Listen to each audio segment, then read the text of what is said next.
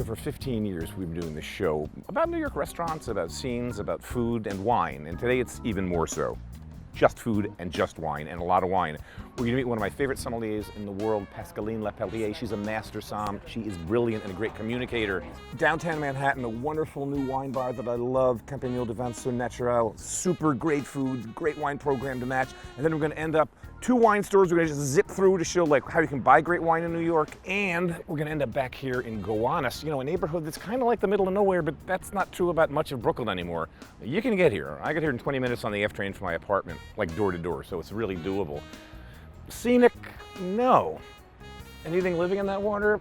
Probably not for the last half a century or longer, but it's New York and it's all cool and it's all livable. And if you do great work and do good food and wine, they'll come. And that's where we're gonna end up at Freeks Mill, where they do great food and the wine list is superb. I'm Mike Colameco, industry insider.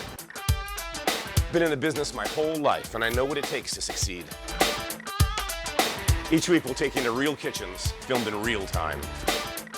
Backstage passes to a day in the life of chefs, restaurateurs, and their teams.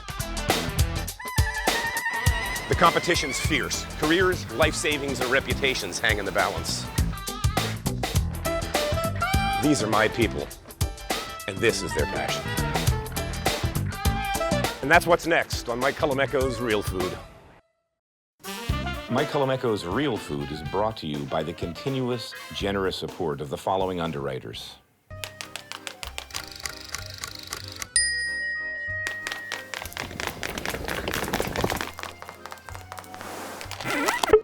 Extra virgin olive oil from Colameco, an Italian family brand. Rachel Ray's signature specialty food line, designed for preparing meals at home.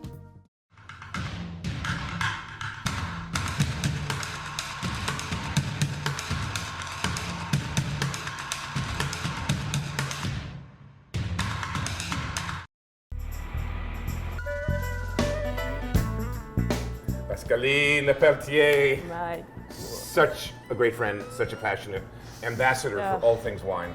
And we have to throw it in, Master Somm. You earned that. It's done. It's done. Whew! Congratulations, huge. Nice. Today's show, we're going to do a couple of really great little restaurants with super wine focuses. I'm calling them wine bars, but I don't want to use that term wine bar because I think the food's too good. The wine scene in New York, both retail and in restaurants, how good it is now. It's just the best in the world right now. Distribution is, fantastic today, so we can get everything. Clients here, they're excited to try, they have the money to try. The level of the somm and the wine pro is just outstanding, and outstanding in terms of knowledge and in terms of passion and humility. So I don't think about any other places today to drink wine better than New York.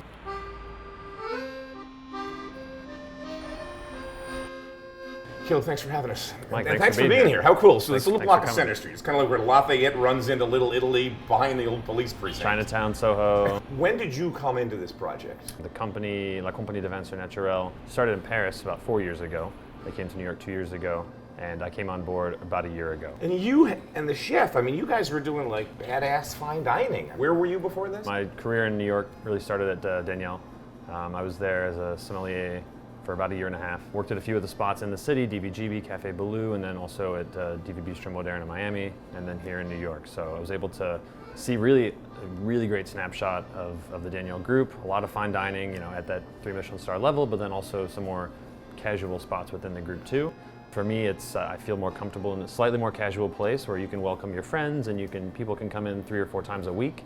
You might see people at a fine dining restaurant a few times a year. So it's hard to build that rapport and that connection with the guests. So really nice to be able to do that here. I'm loath and I'm not going to call you guys a wine bar because I think that term in most American cities was a place that had a really interesting wine list, most often by the glass, and picnic food. I mean, just stuff. But you guys have like a menu. Like it's really ambitious what you're doing. Talk about what you did with the wine list. It's very old world focused, and even the new world stuff, I would say, drinks a little more old world style. Right. We want wines of balance. We want wines that are gonna go really well with food. That being said, I want people to come in here and I want every single person to be able to order something that they like. And I also want the young somms and the wine people in the industry to come and also be able to geek out on Champagne and Beaujolais and Burgundy and the Loire and all those fun places. The list we print it at least probably once a week. stuff comes, stuff goes. We're not in the storing business, we're in the selling business. Right. You know, if there's something that's super allocated, we get 6 bottles. You know what, I might put it by the glass just to that's 30 different glasses or so that people can now taste. Rather than 6 tables that can drink that wine, it's 30 people that can drink that wine. Chef. Sir? So dude, before this you were where? Quit my job before I started out of college. Held off on culinary school, which is the best thing I ever did. Yeah. Spent some time cooking abroad. Ended up at 11 Madison here in Manhattan. 11 Madison. Hung out Ended there. up at 11 Madison. Hung out there how for a did few you years. just put your resume in and Daniel said, I'll take you? I mean, that's like a brutal kitchen to get into. Well, I was still pretty fresh at that point. Lily Wolin, Yeah. Bryce, the James Kent. We went from 1 to 3 Michelin stars Yeah. at the time. Yeah. It's a really cool thing to be a part of. So you got all that background. So you come here and let's make food that obviously the price point's totally different. Right. The kitchen's totally different. You know, it was a welcome challenge. Surprised myself at how many new things we could come up with. We're starting out with a simple demo today. What's the first one? We're calling it pork frites, essentially the French chicharron, using belly skin. Belly It's skin. actually a 5-day process. Brining it, we're poaching it, cooling it, drying it, scraping it, drying it again, and then frying it. I did all that for you. That's right. It's day 5 now, folks. We're picking Right. up. Seasoned with really good sea salt, whole dry calabrese chili, and some balsamic vinegar powder. Caleb and I like to play with just different ways of serving some things and kind of pushing out the walls of what a wine bar can be. That looks So we great. pack it in there. That's what's brought to the table, just like that. Open it up and make sure they don't fall out all over the place.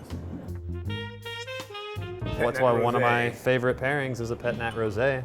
You always have a little bit Bingo. of some sugar. That's why it's called Pet Nat. Exactly. Method ancestral, so they do the fermentation in this bottle. They don't add anything. You know, champagne, you have to add a little bit of sugar. You do a secondary fermentation.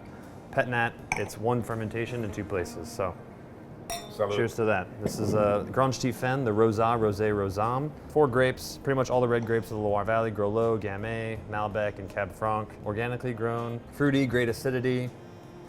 Yeah, super clean. I mean, the back end, then you got the little bubbles still going on. And now we got to do this because we didn't order this here. Sorry. I have some. That's all right. That's what it's all about. Yeah, it's all about this. This is crazy good. 10 years ago, natural wine wasn't even a thing. Natural wine bars in Paris really exploded about around 10 years ago. There are certain rules that they were breaking, and there's certain rules that you have to follow if you want to make clean wine, and they've figured out what rules they can break and what rules they have to follow. So talk about this one. I didn't order this one. This is funny. It's like a tongue-in-cheek named dish. Yeah, so it's called buffalo chicken rillettes. Classic French dish that we're having a little fun with. Right. Big fan of the buffalo wing, very cool bar snack, but we wanted to elevate it a little bit. Rillette classically is some kind of a braised cut that's kind of taken down and then whipped with its own fat. Right, usually cooked in its own fat. Right. Served warm, spreadable over a piece of bread, a little salt, little pepper. And what you've done is added the buffalo end would be Frank's hot sauce. How'd you know? Damn, G. Why mess with the best, okay? Right. But yeah, we cook it in the hot sauce infused with a ton of garlic and shallot. We reduce the liquid significantly, and then we break up the chicken thigh, and we fold celery dice into it. So this is capped with chicken fat, and then we're gonna brush the baguette with schmaltz as well to kind of play off the chicken side of it versus the duck or the pork. Gotcha. So you really want like maximum contact, and this should happen pretty fast. That's perfect. Look at that color. There you go. That's gorgeous. We'll put a little coarse sea salt on here. We're gonna add a little bit of this shaved celery, kind of play off that buffalo chicken style. And then we're just gonna slice the baguette. Warm, crispy, fatty, kind of no frills here.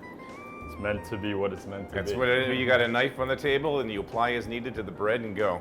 So we need something to cut through all this chaos. One of the best producers of German Riesling, always doing things in a pretty dry style. This is Peter Lauer from the Mosel Ruwer. A little bit cooler climate in the area, so really high levels of acidity. Again, working organically, always in the vineyards, pushing the ripeness on those grapes to make sure you're getting really great aromatic development and great maturity, but then also really healthy acid levels. So what I love about this one, this is the Barrel X. It's the one we can all afford to drink as long as we can keep it around. Crack it open, no corkscrew needed. On the palate, it just pops. And I would actually recommend having a little sip beforehand because you want to kind of prep your palate for that. Let's dig in. salts again. Buffalo chicken rillette. This was First time I've ever this was had the dish that I saw on Eric's menu, and I was like, "You're a genius! Like this is the perfect mix of New American. York, exactly, Right, like this funny, French tongue-in-cheek. technique and an American flavor profile. This is great, man. It's comfort food. I mean, it's flavors that we've all grown up on. Obviously, look at that. This is half a pig's head. So this is an off-menu item, but how did it get to where it is now? Somewhat of a tedious but welcome process of brining the whole head, about a day and a half. I saw the head in half so we can have like a perfect portion. It's been confit in fat for about 3.5 hours, and then it's dried overnight, and then we're gonna finish roasting it right now. Is that like a little combi oven? Yeah, it's a combi oven. So we're gonna blast it at like 450 at this point. It's been in there for about half an hour, more or less 45. Holy, that crisped up, baby. Yes, for those doubters out there. There's a lot of fresh garnishes here to kind of offset the richness, the fattiness of the pig face. So we're just gonna go ahead and assemble some pickles here. Fennel. So the idea is that you just Finger food. eat some face and then mix it up with some pickles. Because against the fat and the richness of the head, we want all this acid to just cut it. Yeah, we have these awesome radishes, which we're gonna just hit with a little olive oil, of course, sea salt, pickled mustard seed on there. We're not gonna mess around with leaving any of this off. Bacon marmalade. Yeah, these are pretty awesome. They're called piparas or guindillas, depending on who you ask, in northern Spain. Do you get customers that come in and order this just for themselves, like a single guy? I would, and I know you would. I'm but asking for a reason, bro. Usually it's a couple people, but I won't judge. Yeah, thank you. All right, so wine pairing here. Where are we going, brother? You know, I like to stay with white with pork, depending on how it's made. So I'm going with a Chenin Blanc, a riper style, Coteau de Loire. I heard it's something you loved, Yeah, you know. come on. For me, I just want something with a lot of richness, a lot of texture. I mean, pork is pretty friendly. It plays well with lots of Others. wines. This is one of my favorite producers, Domaine de Bolivier. They're just outside of Janière. Great Yum. texture. Super classic Chenin flavors. Yep. And aromatics. Right? All right, I said I was going to do this. Somebody had to. There's only one of them on there. There's only one. Yeah, and it's kind of a big, gnarly bite, I know. Yeah, that looks good. It's going to be pretty. This is going to be the horse bite, but a lot of skin, a lot of crunch. Ridiculous. There's something magic about that skin, though. Yeah, the bacon jam Here, look at with that. the cheek Get in there. Look at that. might be That's insane. epic. Holy mackerel. He's doing it. Bacon jam and cheek. Bacon jam and cheek. Hey, look at this meat. It just falls apart, huh? Guys, thank you. Do one of these because we all got greasy hands. Continued Mike. success, man. Thank you so much for Center coming. Street. What are we between what and what here? Broom and Grand. Broom and Grand. Love it. Keep it up. Keep Great it to going. have you. Thank you so much. Cheers. So we're on Elizabeth Street between Kenmare and Spring, and it's just this little tiny wine store. I discovered this place years ago. I just walked in at Le Bleu, and I'm like, every bottle. I know a quarter of them, and I love them all. And the ones I don't know, I start to ask about. The owner, Jean-Baptiste, French guy, he opened it up as an all-natural wine store. It was all natural, all bio in 05. There wasn't a store in New York that was doing that I know of then. Jean-Baptiste, thank you. In 2005, why did you open up a store concentrating on non-interventionist natural wine? I think I have to give the credit to my parents because they've been drinking natural wine for a very long time. Let's grab a couple of bottles. You tell me some stories behind them. Well, I mean, Marcel Richaud, I love his wine for a long time. Southern Rhone? Yeah, Southern Rhone. So mostly Grenache. He's in Caran, yes. All the wine from Jean-François Couteloup. Good acidity, good balance, nice, beautiful fruit, mostly like currant.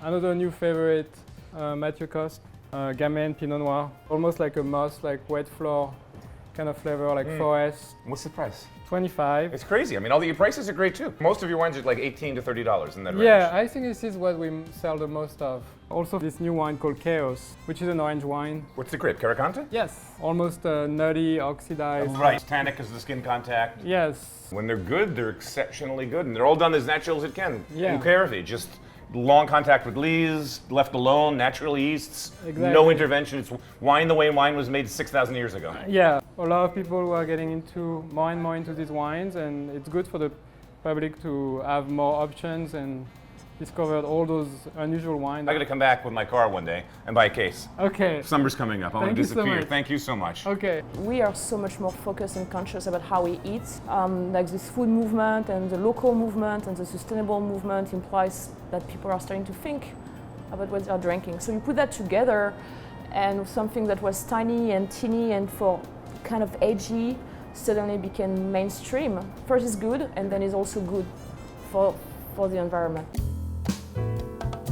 All right, so here with Trevor, and we're on the corner of 2nd and Avenue B. And in just a full disclosure, I live on Grand Street, and I was probably biking home from 14th Street with a pizza from Roberta's. I'm looking for a good bottle of wine, and as soon as I walk in the door, I'm like, this place is curated out the wazoo. How did you get involved in this store? What got you into wine? 5 years ago, I was living in France, and I worked at a natural wine bar called L'Arsouille in Rennes.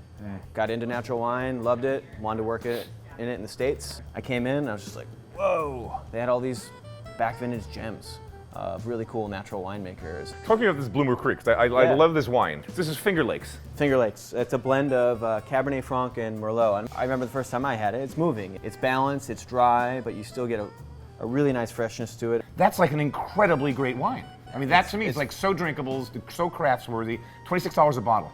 Yep. From New York, so you're supporting local, it's old world style. Let's go try it. As soon as you get it in your mouth, you've got that really beautiful, and I mean this as a compliment, the sort of vegetal Cab Franc component that I've only found on the Loire or on the right bank of Bordeaux.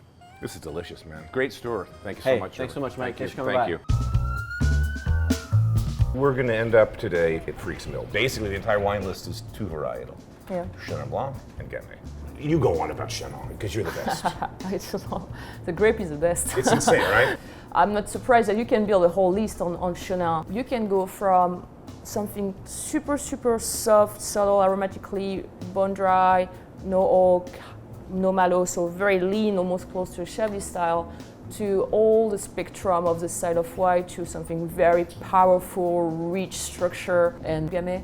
The very light carbo style to the very, very like mineral-driven tannin, Côte de Brouillé, if you talk about that, old vine, classic maceration. So there is that versatility, and it's also very easy to drink.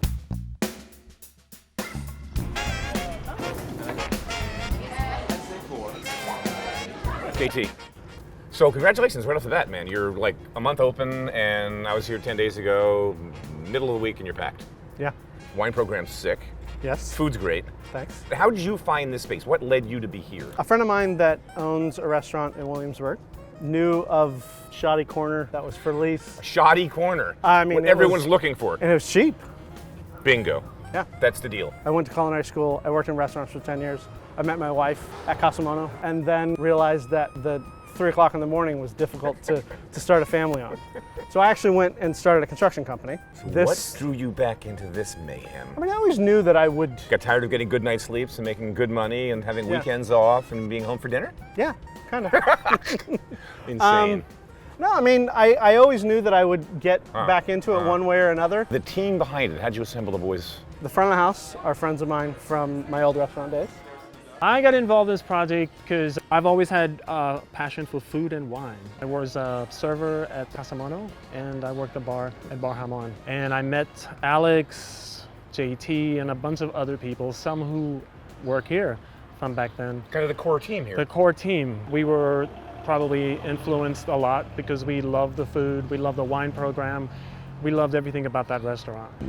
Alex, man, the audacity of having a wine list built around 2 of my favorite varietals. Right, me too. Chenin and Gamay. Yep. And I'm like, are you kidding me? Tell me how and why and how you sold that idea. Well, blame Pascaline for the Chenin part because she's been carrying the flag and really working hard. So we did a tasting a long time ago with a bunch of Chenin from the Loire, and it was mind melting. Right. Like we were like, what? Who knew that the range was this big? Isn't it? It's insane. It's this big. From super tight, super linear to fatter and rounder. It's like nuts. It's amazing. It's amazing. And what it does with food is why we're working with it here. And I drink so much Cru Beaujolais at home because I'm not as rich enough to have Burgundy in my house. So I drink the poor man's Burgundy, which is Beaujolais, and it's the best. But I find the more I'm drinking Cru Beaujolais in the hands of different producers, it swings all kinds of ways. I find producer to producer, the more I taste, what's happening today versus what's happening or it happened 20, 30 years ago, there's so much new energy in the region. Completely. Same thing with the Chenin from Loire. Right, Same like we talked about this with what Anjou used to be garbage. You couldn't give that stuff away. Yeah. Overcropped, chaptalized, junk,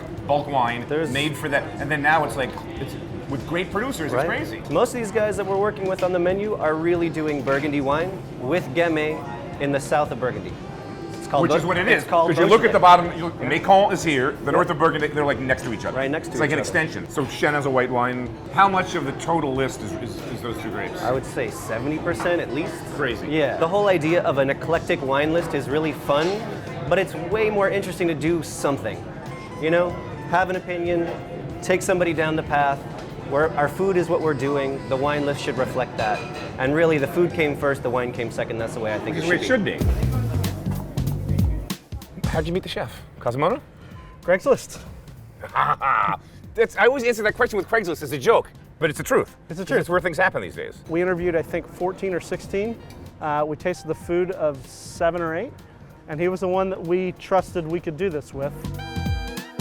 Chef, thanks for squeezing some time. You're already in service. We're going to pull some time off of you to slow things down. A couple of demos. First one, stracciatella. Yep.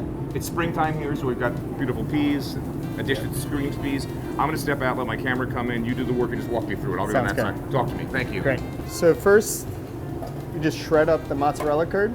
You get heavy salted boiling water. Yeah, it's hot. It's hot stuff. Very hot, yeah. Make the curd or buy it? We're buying the curd. It's from Narragansett Creamery. It's delicious. Good creamery. Yeah, it's awesome. So you just start stretching it just like mozzarella. So just start pulling it like that. Right. Heavy cream. We use really good cream, Ronnie Brook. Yeah. So then here you just rip it, Shred it. tear it, shred it, and just drop it in the cream. It takes about 2 hours to get to the thickness that you're looking for. And then we take snow peas and snap peas, and we mix it with a citrus balsamic, lemon juice, olive oil, mint, and we just mix that salad, add the stracciatella on top, and then crumbled Marcona almonds. For texture and flavor and richness, these beautiful almonds. Yep. And then we're just finishing with a little olive oil, and then a little pepper on top. Bingo. That's it. Beautiful, man. It's a dry-aged strip loin with aligo potatoes. This is the pappardelle with the rabbit ragu. We're taking Spanish octopus and we're braising it in red wine.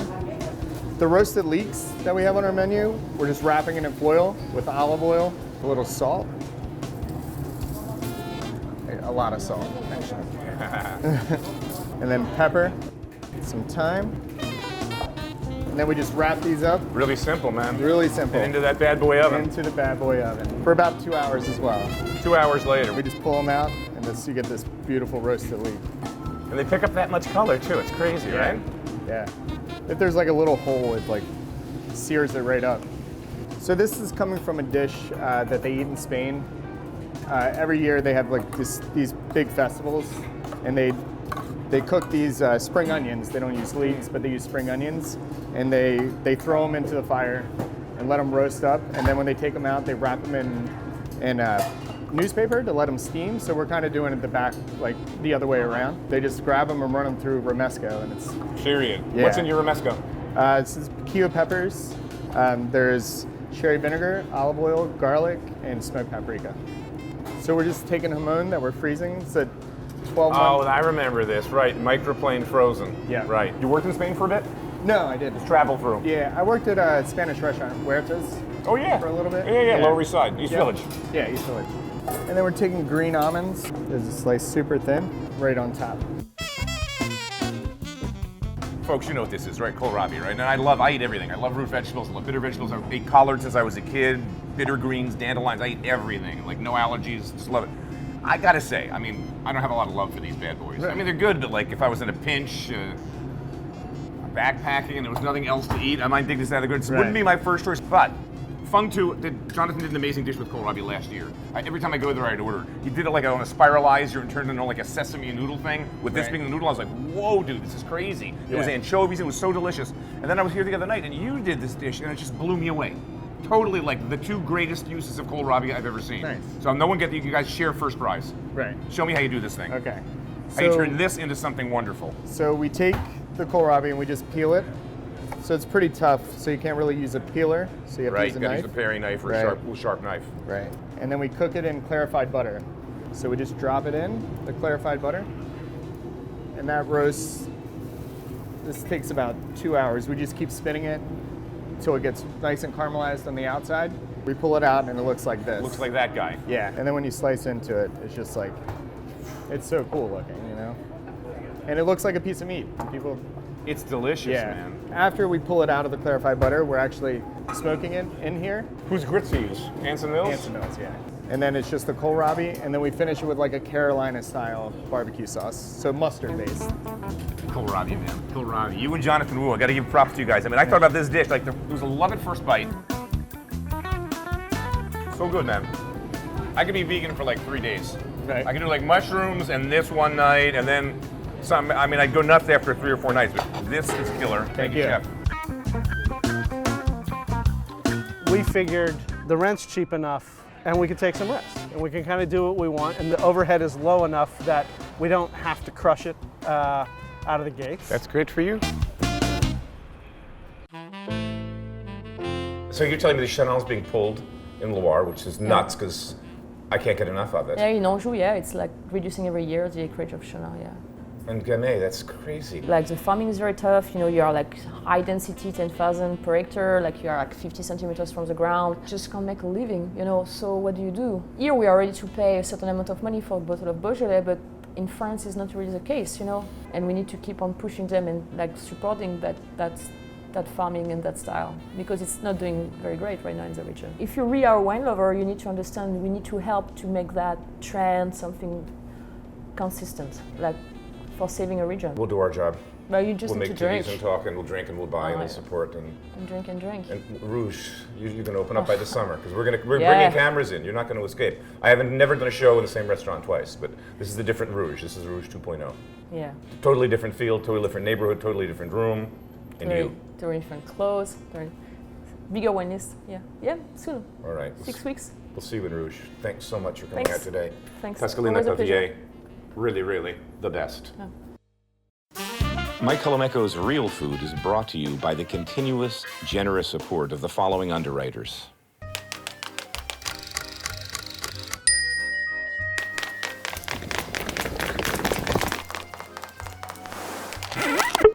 Extra virgin olive oil from Colameco, an Italian family brand.